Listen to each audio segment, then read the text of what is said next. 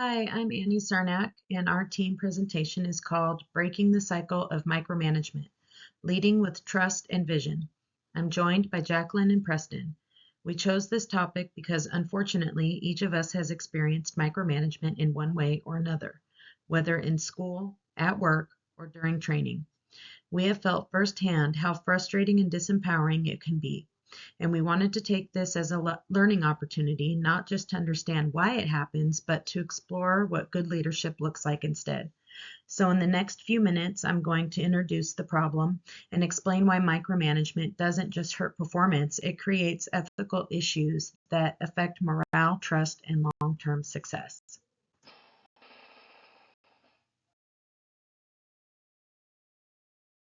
Let's start by introducing you to our fictional company, Northwest Assembly Company. It's a mid-sized manufacturer that builds custom metal components for the aviation and transportation industries. Business is steady, but there's been a recent leadership change that's stirring up problems on the production floor.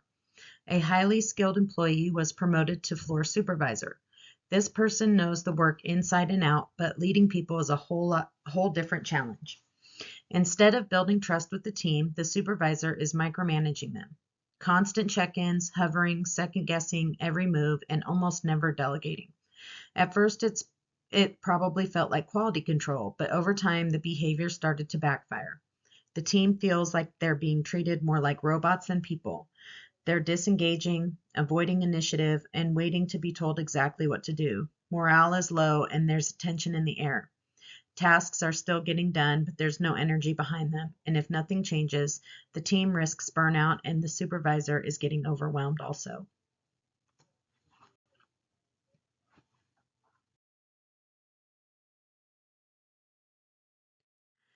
Micromanagement isn't just poor leadership, it's an ethical issue.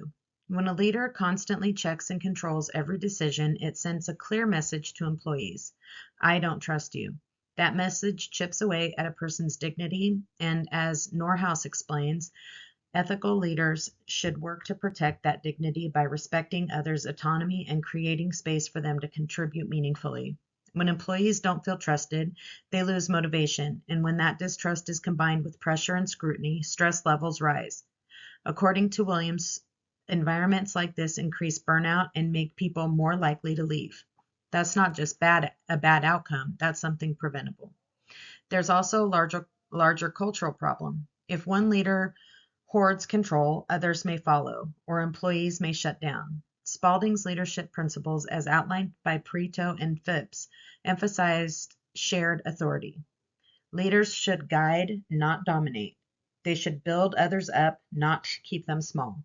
Micromanagement stifles growth, it blocks learning, slows down innovation, and discourages creative problem solving. Over time, people stop trying to excel. They just try to avoid being criticized, and that's a huge loss of potential. For Northwest Assembly, this issue is deeper than just one person's leadership style. It reflects a lack of support for new supervisors and a culture that rewards control over collaboration.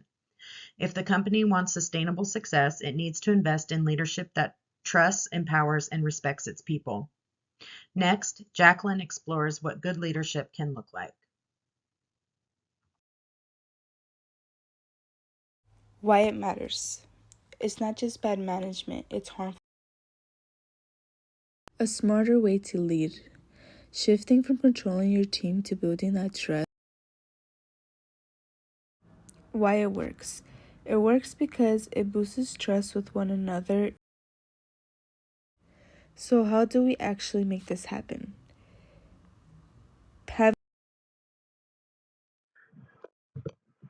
Now, up to this point, we've identified the core issue at Northwest Assembly Company: micromanagement. And we've made the case for why shifting from a control-based leadership style to a trust-based one can transform the team dynamic. But now, the question becomes, how do we actually put that into practice in a way that earns both leadership and employee buy-in?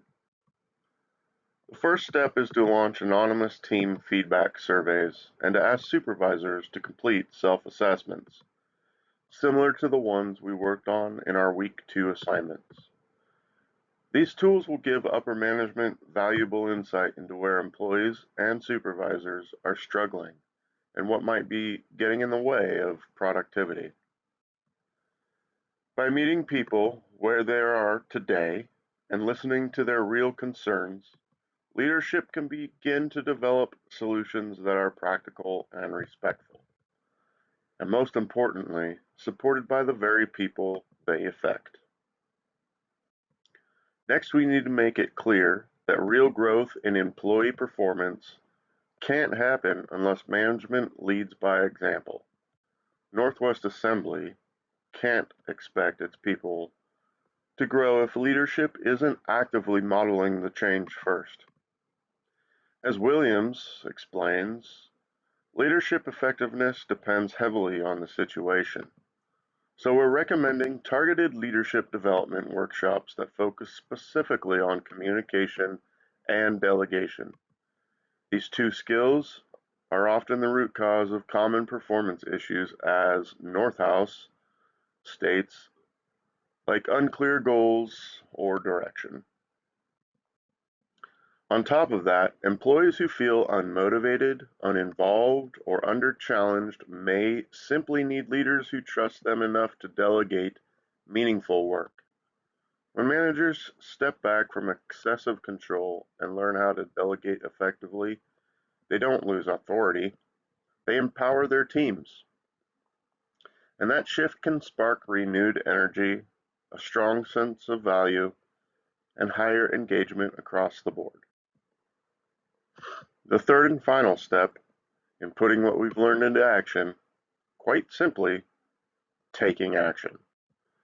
But we also recognize that rolling out a full-scale change across the company too quickly, without testing it first, could have unintended consequences and potentially set us back. That's why we're starting with a pilot program on just one shift. This gives us the opportunity to test the approach in a controlled setting and make adjustments where needed before a broader implementation.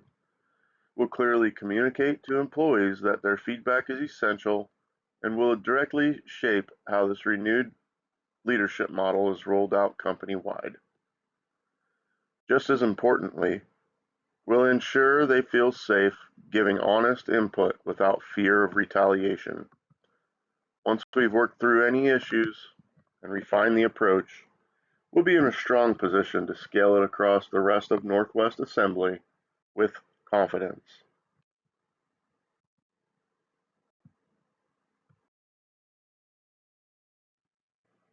Having a plan is the first step toward achieving any goal. As Williams notes, both managers and employees are more committed when they're working toward a clearly defined plan. At Northwest Assembly, the first step has already been taken. Leadership is becoming more self-aware and intentional about what works and what doesn't when it comes to management style. The team at Northwest also has something else working in their favor: determination and flexibility. As they move through this new approach, they're prepared to adapt where needed because the company has already been transparent about its goals and intentions. Any adjustments won't feel like surprises, and that helps reduce resistance.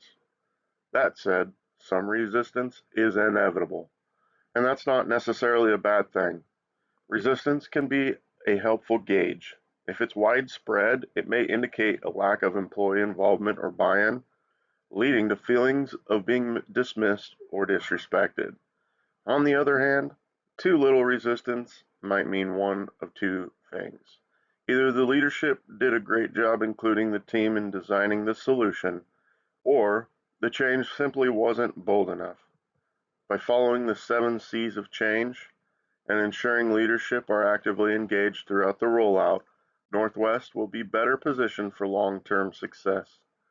Ultimately, leaders must be willing to grow, adapt, and listen if they want lasting change. Now, as we wrap up, here are a few key takeaways to remember. First, micromanagement doesn't just slow things down, it drives people out. When employees feel like they're constantly being watched or second-guessed, it erodes trust and motivation. Second, we can learn from Spalding's core values: trust, teamwork, and clarity of roles. These principles remain just as relevant today and are foundational to building a strong, healthy work culture. And finally, the best results happen when leaders let go of control and focus on leading better. That means empowering others, communicating clearly, and modeling the kind of behavior you want to see across the team.